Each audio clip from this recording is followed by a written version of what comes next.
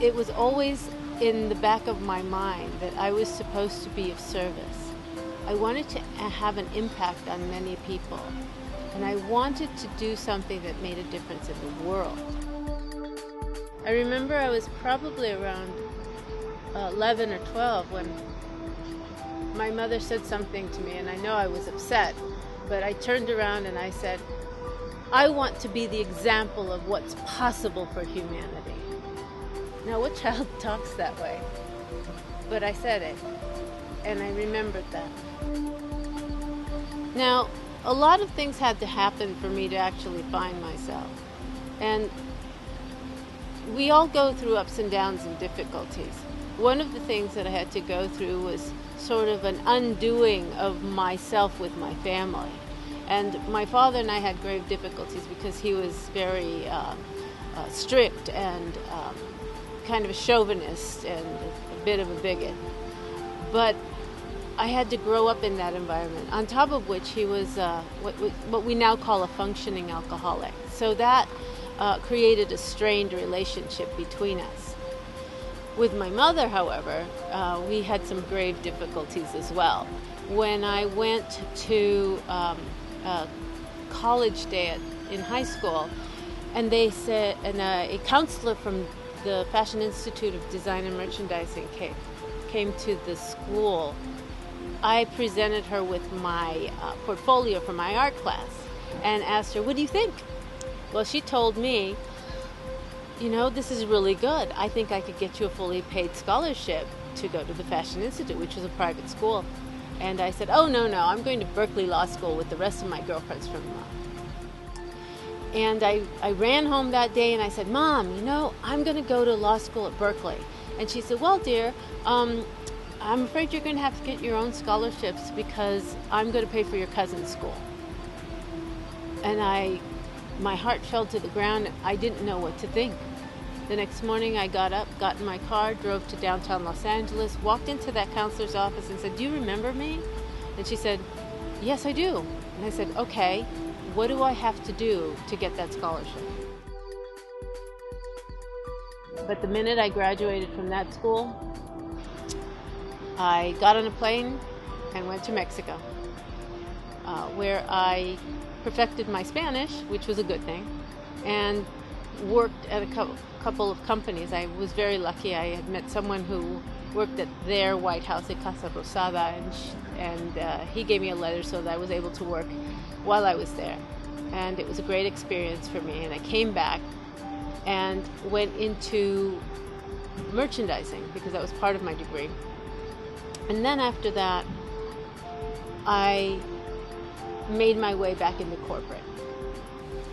I didn't really know who I was. And up until that time, everything I had done based on what I thought I was supposed to do, what was correct. And I was very proper, and I looked like a Chanel model and drove a Lincoln, and it was all about what I was supposed to do in appearances.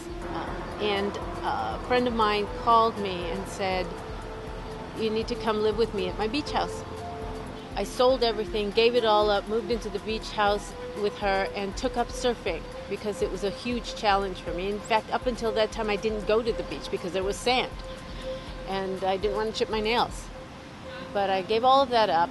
The only thing I couldn't get rid of was my lipstick, and I would get up at the crack of dawn and go surfing.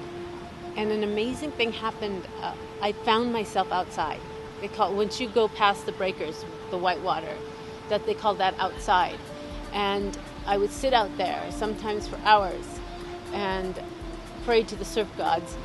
But in that whole experience, what I found is myself, my courage, and really gained some interesting, introspective self-discovery. It was in Laguna Beach that I used a skill that I had developed when I was in junior high. I had, for fun, learned how to read palms. I started doing it for fun, and it was to sort of break the ice and meet people. And so I started meeting a lot of people, and a lot of people were talking about, this woman does palmistry, you've got to go have her read your palm. In the process, I would have business people find me and the word got out about that. The abilities that I developed included being able to see auras, and that to this day surprises me. An owner of a company or an executive of a corporation could sit in front of me with a white wall behind them, and what I'm able to see is their corporate structure up on the wall behind them. I can see who's above them, who's to the sides, who the subordinates are. I can see if they're problematic people. I can see who's for them, who's against them. And in so doing, I've been able to identify all kinds of things: unscrupulous accountants, people who were stealing from the company, people who were not positioned properly, who, if they were changed to another position, could be very beneficial to the company, things like that. I've been able to do. I've had clients take me to court with them because I was able to really see what was going on and have them be able to give the judge what the judge really wanted. Once I started to get my skills honed and my reputation going, I was able to finally say, what I am is not a psychic. What I am is a business intuitive and professional corporate executive life coach. And that's what I do now. I'm an executive life coach. So what my work is really about is helping people first identify and then achieve their highest and best life. Many people come to me and they can tell me they want something. But when I ask them to explain to me exactly what it is you want. What does it look like? What is that experience? They can tell me everything about what they don't want, but they have a hard time getting that point across by telling me exactly what they do want. And what I do is I help people to design that, what they want. I often use the analogy of skiing, where when you take ski lessons, they tell you focus on where you want to go. Don't focus on the tree because you're going to hit it. Focus between the trees so that you will align yourself to go to that point. Same thing here. When you are focused on what you don't want, you're going to get a mixture of the rocks, the bushes, the cliffs, the trees, and something about what you say you want. But it's not going to lead you clearly there. When we have a clear focus on that thing that we want and we let go of all the rest, then literally we align ourselves to it and the synchronicities occur to get us there. In fact, I'm presently in probably the biggest one of my life.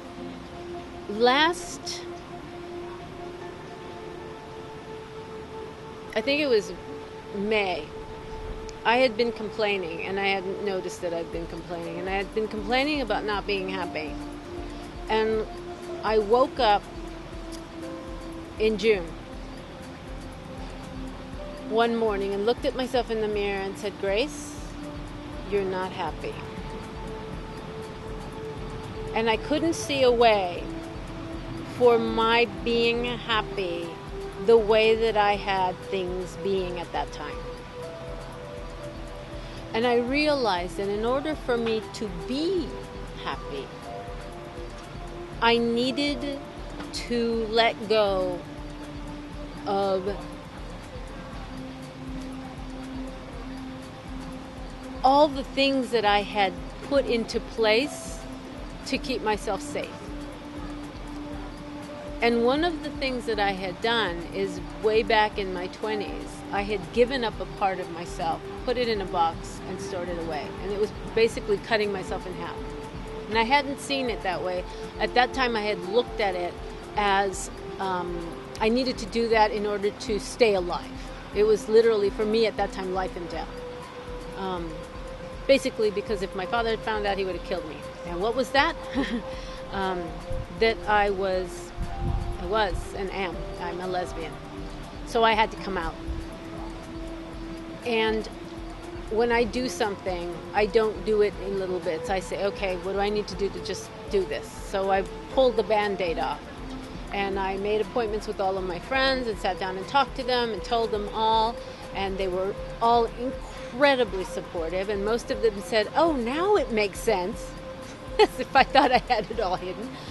And then I communicated with my family. I posted it on Facebook, and I was getting congratulations all the way from Mexico. And I went to a family event, and my cousin, who I had grown up with, she came over and she hugged me, just held me, and then sat down and held my hand for about 15 minutes. She didn't say anything. She's not a very demonstrative person, but I knew that that was her way of telling me, A, that she loved me, and B, that it was okay.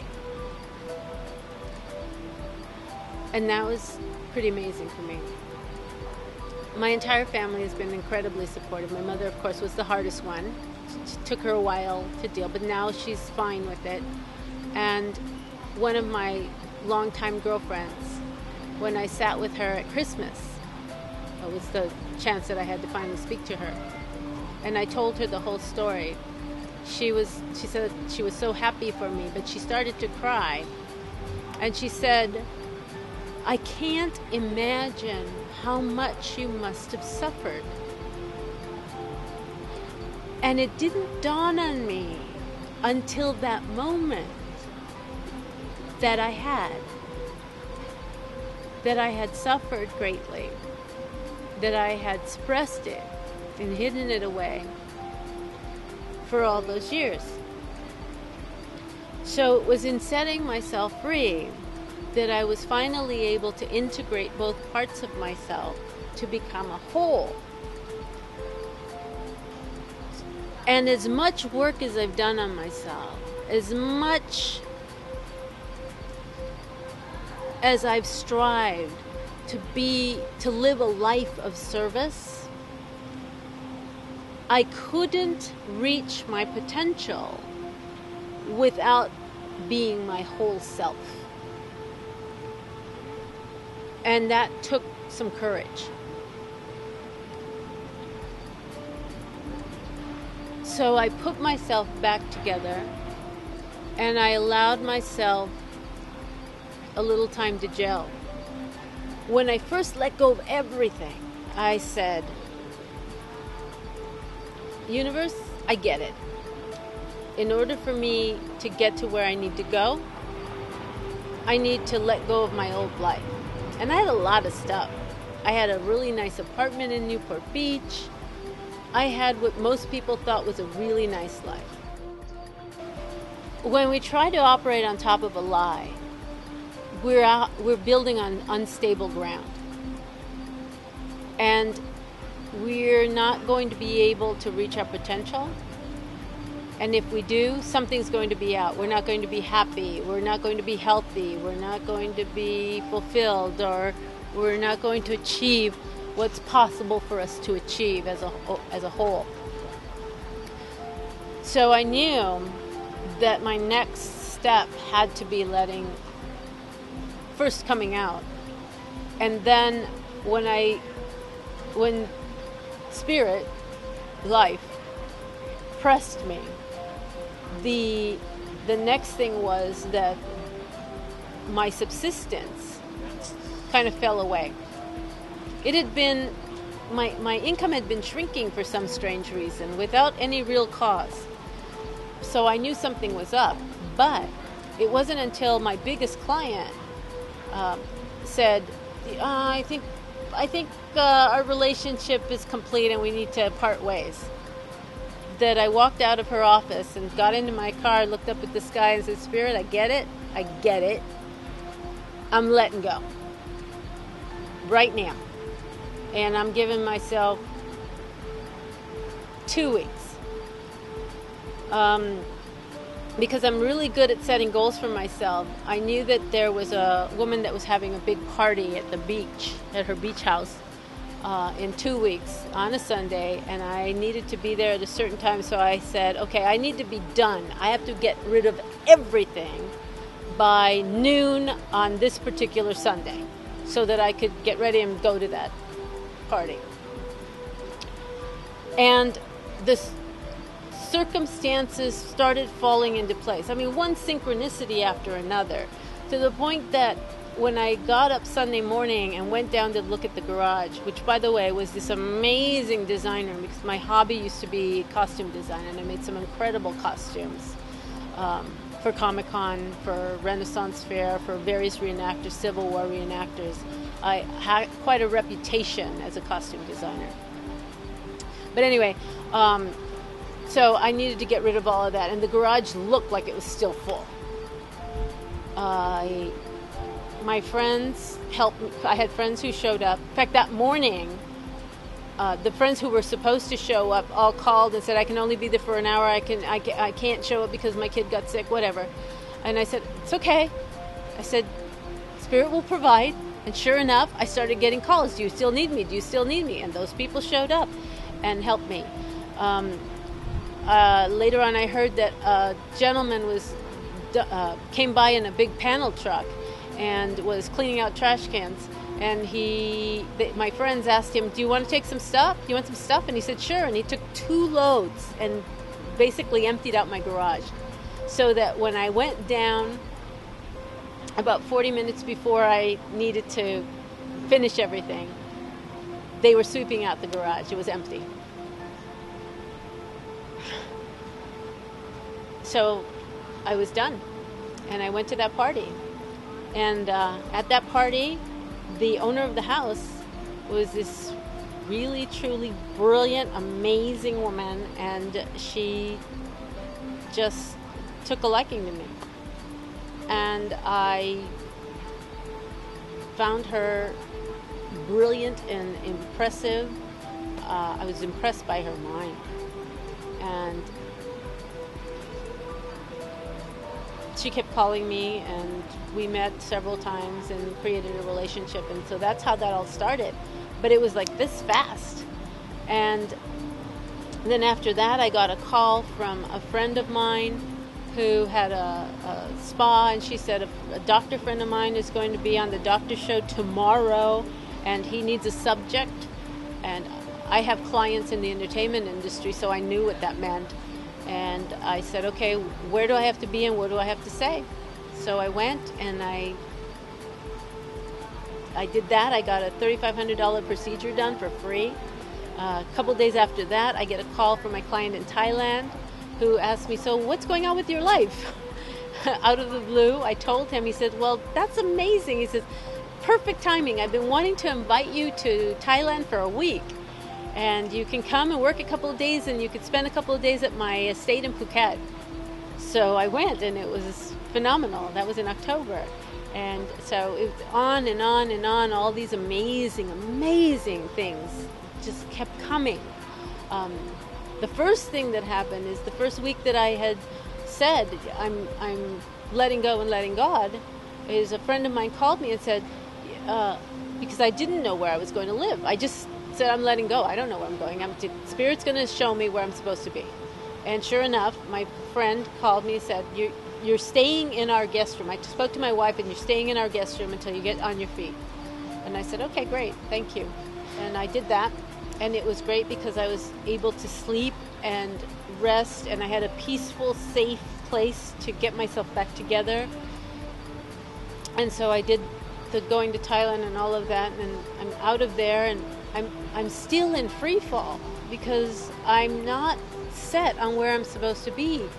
But the circumstances keep showing up for me to be in certain places and talk to certain people that open up doors that are leading me to exactly the people I need to meet to get me involved in the things I need to get involved in. So I see that synchronicity is working for me, that Spirit is showing me the way. And right now, I must trust and stay open, because that's really the process here.